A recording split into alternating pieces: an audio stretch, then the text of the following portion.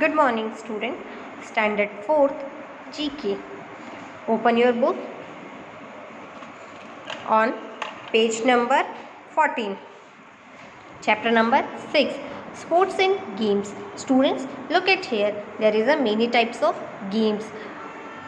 Bungee jumping, javelin throw, rock climbing, discus throw, shot put, hammer throw, pole vaulting, roller skating, figure skating, windsurfing, jet skiing and snowboarding. So let me know about that games. Okay, the first game is our bungee jumping. The bungee jumping is also a split. Bungee jumping is an activity that involves a person jumping from a great height while connected to the large elastic cord. The launching pad is usually irritated on a tall structure such as the building or crane a bridge across deep ravine on an natural geographic feature such as a cliff. That means यहाँ पर देखिए हमें picture में जिस तरह से दिख रहा है कि ये हम नेचर्स के एक डीपली जाकर के देख रहे हैं, तो इसे किस तरह से एक इलास्टिक बेल्ट से कनेक्ट किया है और वो किससे एक हाइट से नीचे की ओर जा रहा है और क्या कर रहा है वहाँ पर वेव कर रहा है. ठीक है, तो ये उसे बंगी जंपिंग कहा गया है. Next, javelin throw. The information: using one arms and the metal type javelin is a throw as the far as possible. The athletes must hold in the javelin by its cord grip with his her little fingers closest to the tip on the implement. देखिए अब यहाँ पर किस तरह से आपको दिख रहा है कि एक एथलीट है, उसने किस तरह से अपने वन हैंड में एक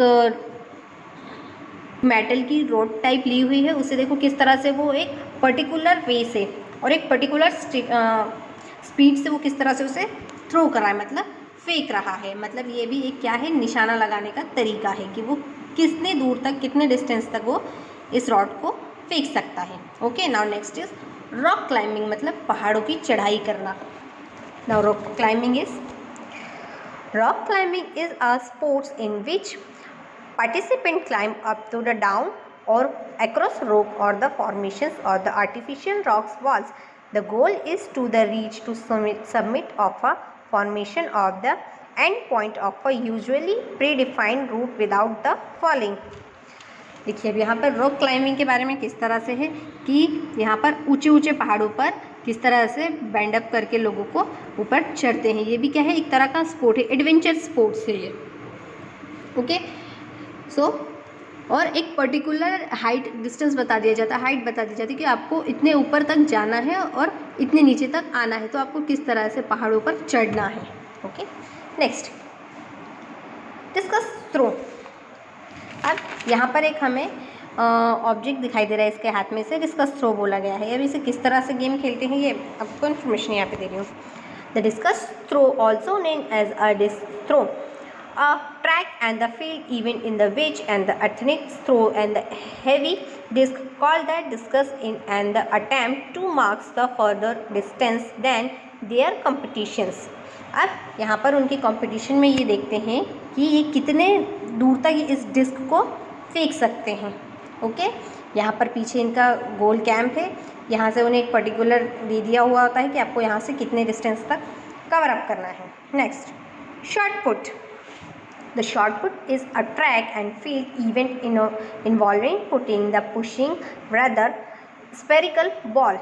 The sport has for the possible the shot put the competition for a men has been a part of the modern Olympics since their revival in the 1896 and the women's competition began in 1948. ये जो competition है shot put competition, ये कब start हुआ mains के लिए 1896 में, तो इसे आप इस तरह से अंडरलाइन कर लेते हैं किसके लिए, रिवेल हुआ था ये. और वुमेंस ने इसे कब खेलना शुरू करा, 1948 में. ओके, तो ये क्या है, देखिए यहाँ पर पिक्चर में आपको दिखाई दे रहा है किस तरह से ये शॉट पुट का यूज़ करते हैं और किस तरह से उसे आगे बढ़ते हैं, ग्राउंड में खेला जा रहा है ये. नेक्स्ट, हैमर थ्रो, मतलब हैमर मतलब क्या होता है स्टूडेंट्स? हथौड़ा। हथौड़ा से आप सभी लोग समझ, देखिए यहाँ पिक्चर में आप सभी को दिखाई दे रहा है, ये किस शेप का है? हैमर थ्रो है। इसे कितने डिस्टेंस तक फेंका जा सकता है? Now let's about that. The hammer throw is one of the fourth throwing event. Hammer throw क्या है? एक फोर्थ नंबर पर थ्रोइंग इवेंट है। ये भी एक क्या है? थ्रो करने वाला इवेंट है in regular track and field competition along with the discus throw, shot put and javelin. ये जैवलिन और शॉर्ट पुट के बाद आने वाला एक नेक्स्ट कंपटीशन है। Okay, next pole vaulting. अब पोल वॉल्टिंग के बारे में हम जानेंगे। Pole vaulting is a track and the field event in the which a person uses a long flexible pole as an aid to jumping over a bar. Pole jumping competition were known the ancient Greeks, Spartans and the Cattles. It has been a full model event at the Olympics Games since 1896 for men and since 2000 for the women. Pole vaulting कब से शुरू हुआ था game? 1896 से। किसके लिए? सिर्फ mains के लिए। देन 2000 से किसके लिए स्टार्ट हुआ? वुमेन्स के लिए। क्या होता है इसमें? देखिए ये पोल पर किस तरह से, पोल को किस तरह से जंप करना होता है, ये दिख रहा है सभी को, एक रॉड के थ्रू। तो उसका एक पर्टिकुलर भी दिया गया है।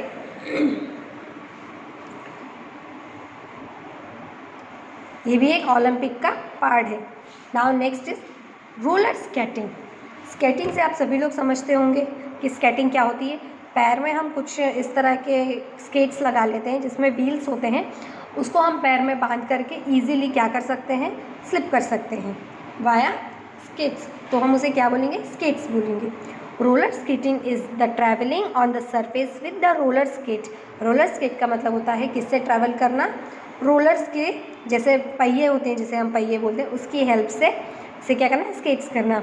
It is the form of the recreational activity as well as the sports and can also be the form of the transportation. और ये क्या है? एक ट्रांसपोर्टेशन का फॉर्म भी है। Figure skating. अब फिगर स्केटिंग क्या होती है? देखिए यहाँ पिक्चर्स में आपको दिख रहा है कैसे वन लेग्स पर ही उसने अपना वेट को बैलेंस किया हुआ है और फिंगर्स के ही बेस पर वो क्या कर रही है? स्केट्स कर रही है फिगर्स के बेस पर। देखिए यहाँ पर अब हम फिगर स्केट्स के बारे में जानते हैं। Figure skate is a sport in which individuals pair of a group perform on a figure skates on ice.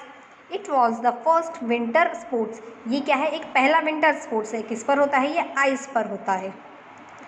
To be the included in the Olympics game. अब इसे क्या किया है? ये ओलंपिक गेम्स में इंक्लूड किया गया है। When contest at the 1908। कब स्टार्ट हुआ है? ये 1908 में स्टार्ट हुआ, ओलंपिक्स इन लंदन में। ओके, तो ये आपको अंडरलाइन करनी है स्टूडेंट्स। जो भी आपको अंडरलाइन करने के लिए बताया जा रहा है उसमें से ऑब्जेक्टिव क्वेश्चन रेडी हो सकते हैं, मतलब आपको उसको प्रिपेयर करना है, उसको आपको ज़्यादातर ध्यान रखना है। Next wind surfing. अब वाइंड सर्फिंग क्या होता है? देखिए यहाँ पर पिक्चर में हमें दिख रहा है कि किस तरह से ये वाटर के अंदर कर रहा है, वाटर अंदर डाइविंग हो रही है। देखिए ये एक क्या है? देखिए यहाँ पर कैसे हमें एक ही यार्ड दिखाई दे रही है, इसके ऊपर किस तरह से वो डाइविंग कर रहा है। ओके, तो now let's know about that. Wind surfing is a surface water and the sailing. It's also the referred to the boarding and the boarding and the immigrant in the early 1970 from the surf center of the culture for the California. ये कहाँ से आता है? ये sports California से belong करता है। Okay, और कब आया है ये ओलंपिक्स में? 1970 में। ठीक है, इसमें क्या होता है? वाटर के सरफेस के ऊपर क्या करते हैं? सेल करते हैं। ठीक है, एक स्पीड होती है, स्पीड से एक डाइविंग टाइप का होता है, उस तरह से इसे यहाँ पर सेल किया गया है। देखिए पिक्चर्स में आपको दिखाई दे रहा है कि किस तरह से है। Next jet skiing.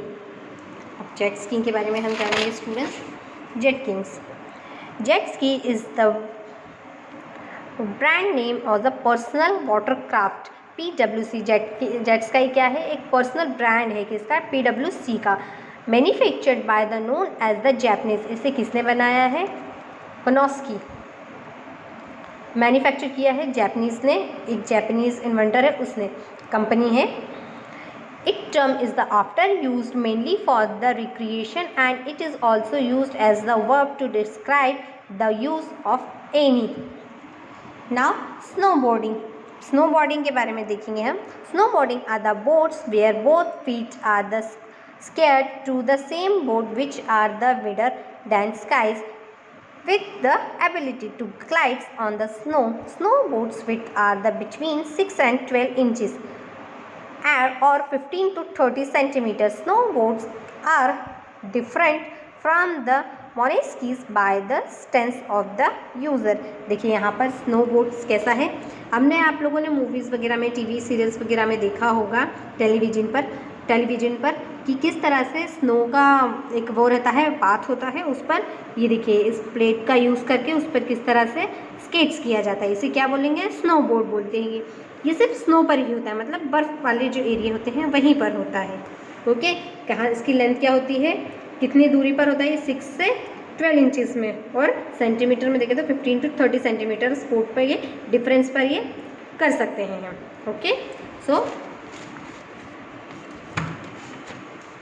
Next chapter is flag and different countries. Flag of different countries. तो ये आपको खुद से देखना है और पढ़ना है कि कौन सी कंट्री का कौन सा फ्लैग है.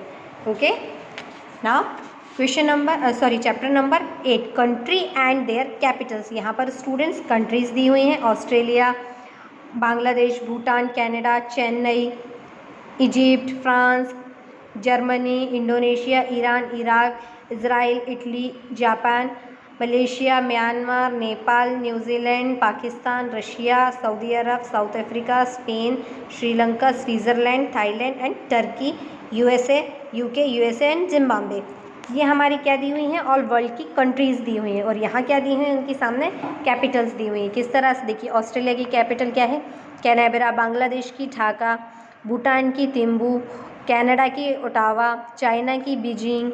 इजिप्ट की कैरियो. फ्रांस की पेरिस. जर्मनी की Berlin. Indonesia Jakarta. Iran Tehran. Iraq की बगदाद. इसराइल की यरूशलेम. इटली की Rome. Japan Tokyo. Malaysia Kuala Lumpur. इस तरह से यहाँ पर आपको क्या दी हुई हैं? सभी की कंट्रीज़ दी, कंट्रीज़ की कैपिटल्स दी. तो ये आपको रीड करना है. ओके. और आपकी नोटबुक में नोट करना है. ना यहाँ पर question number exercise 9 chapter number 9 में आपको पेज नंबर 17 पर कंट्रीज़ के नेम्स दिए और यहाँ उनकी करेंसी दी हुई है, मतलब कि वहाँ कौन सी करेंसी होती है. जिस तरह से हमारे इंडिया में रुपीज़ चलते हैं, 1 रुपीज़ 2 रुपीज़. रुपीज़ क्या है? करेंसी है ना. उसी तरह से यहाँ पर क्या चलते हैं? डॉलर, टाका, न्यूट्रम, डॉलर, युवा, पाउंड, यूरो, रुपीज़. इस तरह से ये क्या है? इनकी करेंसी है. तो यहाँ पर कंट्रीज़ के नाम दिए हैं और यहाँ करेंसी के name.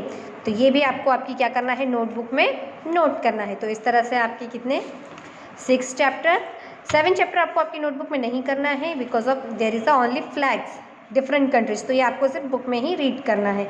Is it not compulsory कि आपको ये आपकी नोटबुक में करना है. आपको सिर्फ चैप्टर नंबर 6 के एक्सरसाइज नोटबुक में करनी है, चैप्टर नंबर 8 और chapter number 9. Okay students. So thank you.